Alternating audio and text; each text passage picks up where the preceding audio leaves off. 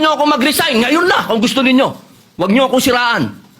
Ito po ay Ano po yung... middle finger po. Habang tayo daw po ay nagsasagawa ng lupang hinirang, nagpa-flag ceremony, ako daw po ay nagngat-ngat. At ito po ay naging malaking issue.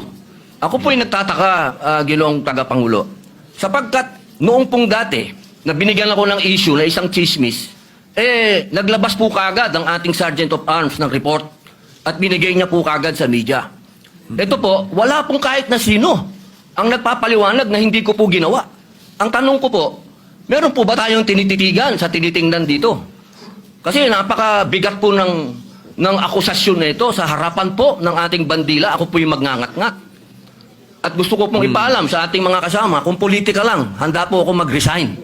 Pero pagka-religion ko po ang pinag-usapan, kahit sino sa inyo, o ano gusto nyo, wala pong problema. Pero wag pong religion ko. Hinihingi ko po, wag pong religion ko, mahal na tagapangulo. Dahil ito po'y malaking kabastusan sa amin.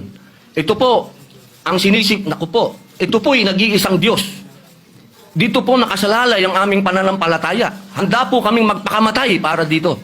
Sana po wag pong gamitin ito para siraan ako.